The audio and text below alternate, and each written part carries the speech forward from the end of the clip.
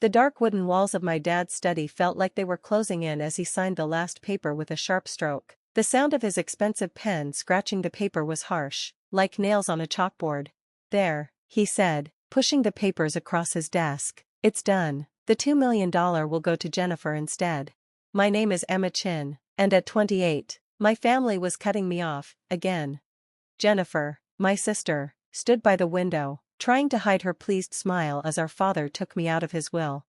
"Emma," my mom sighed from her chair, "if only you had gone to law school like your sister, if only you had tried harder." "I did try," I said quietly, watching my father's face darken, "just not in the way you wanted." "Sitting in your apartment playing with computers isn't trying," he snapped, standing up. "Your sister became a law firm partner at 32, and you, what, making websites for small businesses, living in that tiny apartment?" I could have told them the truth, that my playing with computers was actually building a financial technology company. That next week, I had a big meeting with investors who had already valued my company at $300 million. But I didn't. I had learned a long time ago that my family only saw what they wanted to see. "You're right," I said, standing up. "I'm a disappointment. Jennifer deserves the money more than I do." Jennifer shifted uncomfortably. For a second, she looked like the sister I used to know, the one who shared ice cream with me after bad school days, who helped me with math before our parents' expectations pushed us apart. "Emma," she started, but I raised a hand. "It's fine, Jen, really, congratulations on making partner, you deserve it." As I turned to leave, my mom called after me. "Will you at least join us for dinner? Your father reserved a table at Lou Bernardine to celebrate Jennifer's promotion." I glanced back one last time, my father's disappointed face, my mother's worried look, Jennifer's mix of happiness and guilt. The walls were covered with law degrees and awards, but no pictures of me or anything I had done. "I have a meeting," I said. "Enjoy dinner." Driving back to the city, I had time to think. The trust fund wasn't about money, I had plenty of my own now. It was about what it meant. My parents had set up trust funds for both Jennifer and me when we were born. We were supposed to get them at 33, but there was a rule: they could take the money away if they thought one of us wasn't living up to family standards. My phone buzzed. A text from Maya, my CTO. "VC's moved the meeting up to tomorrow. You ready?" I smiled. We had worked hard for this. "More than ready," I typed back.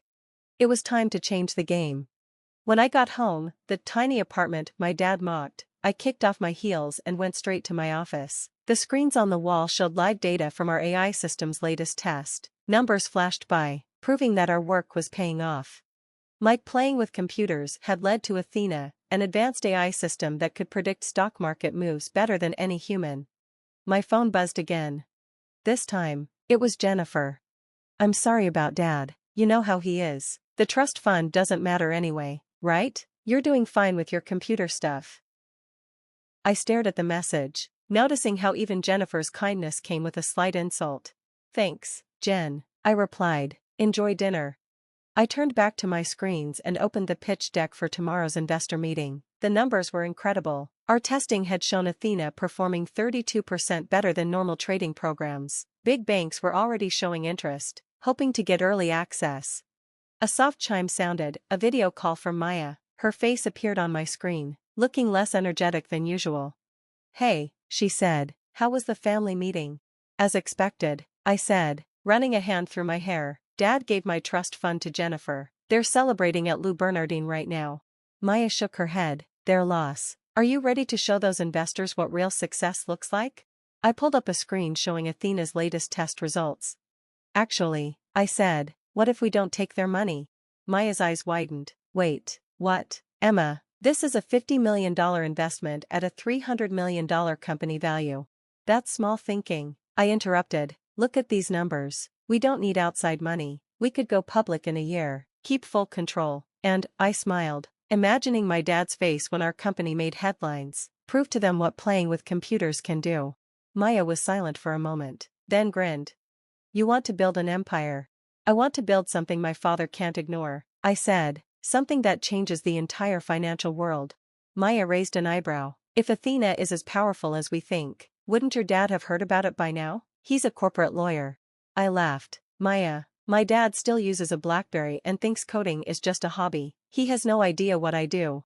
His loss, Maya said. So what's the plan? Cancel the investor meeting? I shook my head as a new idea formed. No, we use it. But instead of asking for money, we ask for partnerships. We don't need their cash, we need their connections. 6 months later, I stood in our new office in downtown Manhattan, looking out at the financial district. Soon, the same banks and firms outside my window would be using our technology. Emma, Maya called, you need to see this. I walked over, coffee in hand. The numbers on her screen were even better than we had hoped. Athena wasn't just predicting stock moves, it was predicting market-changing events before they happened. Is this real? I asked, leaning in. Maya nodded, eyes shining, triple-checked. Athena picked up patterns in news, social media, and trading data that predicted the Morgan Stanley merger 3 days before it was announced. If this had been real trading instead of a test, I whispered, we would have made billions. Have you checked with legal? Maya grinned and pulled up another screen. That's the best part. Everything is 100% legal, no insider info, just better data analysis than anyone else. My phone buzzed. A text from Jennifer. Hey, sis, haven't heard from you in months. Parents are worried. Dad says your old apartment number is disconnected. I smirked. Of course, it was. We had moved into a $40 million office, but my family still thought I was in my tiny apartment. I'm fine, just busy with work. Another message popped up, this time from David, our head of legal. SEC meeting confirmed for next week. They want to review our compliance protocols. Not surprising, once word got out that we were building something big, the SEC wanted to understand our technology before it hit the market. Smart move. Then, the receptionist's voice came through the intercom. Miss Chin, a Mr. Thompson is here to see you, from Thompson and Mitchell. My heart skipped a beat. Thompson and Mitchell, Jennifer's law firm, one of the biggest in the city. Send him in, I said, straightening my blazer. A moment later, James Thompson himself walked in, Jennifer's boss. He looked exactly like the kind of man my father admired, silver-haired, expensive suit, confident. Miss Chin, he said, shaking my hand, thank you for seeing me without an appointment. I hope you don't mind the surprise visit. I smiled. To what do I owe the honor? He sat down, adjusting his cufflinks. We've heard rumors about what you're developing here. I raised an eyebrow. From whom? His smile was polite but guarded. Let's just say some of our financial clients are very interested. They asked us to explore potential partnerships. Does my sister know you're here? For the first time, his confidence wavered slightly. Jennifer? No, this meeting is confidential, but I must admit. I was surprised to learn you're her sister. She's never mentioned. She has a sister who plays with computers. I finished for him. I'm guessing she hasn't talked about me much at all. Maya appeared in the doorway, holding a tablet. Emma, sorry to interrupt, but the Goldman Sachs team is here for their demo. Thompson's eyebrows shot up at the name Goldman Sachs. I could almost see him calculating my worth in his head. Mr. Thompson, I said, standing up, I'm afraid I have another meeting. If you'd like to discuss a partnership, you can contact our legal team. Of course, he said, getting up quickly, but, Ms. Chin, whatever Goldman is offering, we can match it. Our firm represents half the major financial institutions in the city. I walked him to the door, feeling satisfied. It's not about the money, Mr. Thompson, I said, it's about changing the game. I'm sure you understand. After he left, Maya smirked. You enjoyed that, didn't you? Maybe a little, I admitted. How long until he tells Jennifer about our little operation? Considering her firm manages billions of dollars? About 5 minutes. Sure enough, my phone buzzed. Emma, why didn't you tell me? Jim Thompson just came back from your office looking like he saw a ghost. What exactly are you working on? I put my phone away. There would be time to deal with family later. Right now, we had a demonstration to run. The morning of our IPO, I adjusted my Chanel suit in the mirror, not that my parents would recognize the brand. On my desk sat the Wall Street Journal. Our company's public offering splashed across the front page. Athena set to launch biggest tech IPO of the year. Expected valuation, $800 million. My phone had been buzzing all week, first Jennifer, then my mother, finally, even my father had tried to reach out. I hadn't answered. They'd all be at the ceremony anyway. The invitations had gone out weeks ago. Ready? Maya asked, stepping into my office. She had traded her usual hoodie and jeans for a sharp business suit. Born ready, I said, picking up my notes. How's Athena running? Flawlessly. She's predicting market moves with 99.7% accuracy. The trading floor is buzzing. Everyone knows this will change everything. We arrived at the stock exchange, where reporters crowded the entrance, cameras flashing. I caught snippets of their conversations. Youngest female CEO to take a company public. Game-changing technology already backed by major banks. Inside, the energy was electric. Our team stood near the podium, surrounded by Wall Street's biggest players. And in the front row, my family. My father's expression was a mix of pride and regret. My mother wiped her eyes. And Jennifer just stared at me like she was seeing me for the first time.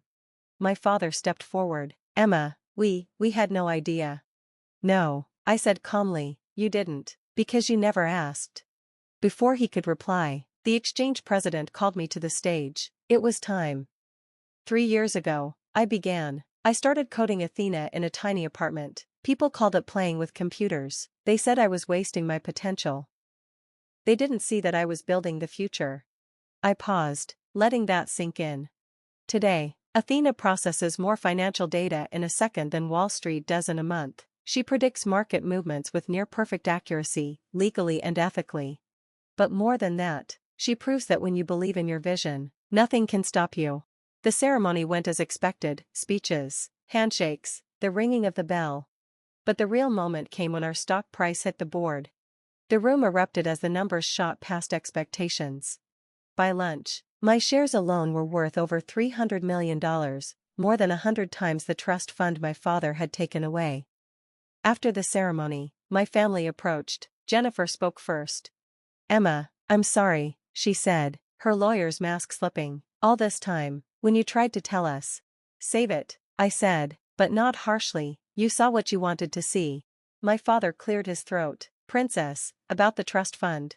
Keep it, I interrupted. Jennifer earned it, just like I earned this. I gestured at the exchange behind me. Sometimes, the best thing someone can do for you is doubt you. It makes success that much sweeter. My mother hesitated. We should have supported you.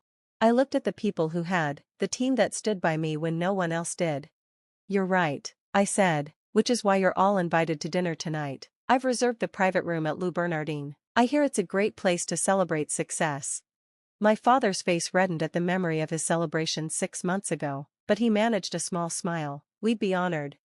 That evening, as my family marveled at Athena over expensive wine, I thought about the long road that led here. The late nights coding while they assumed I was wasting time. The meetings they dismissed as a game. The empire they never saw coming.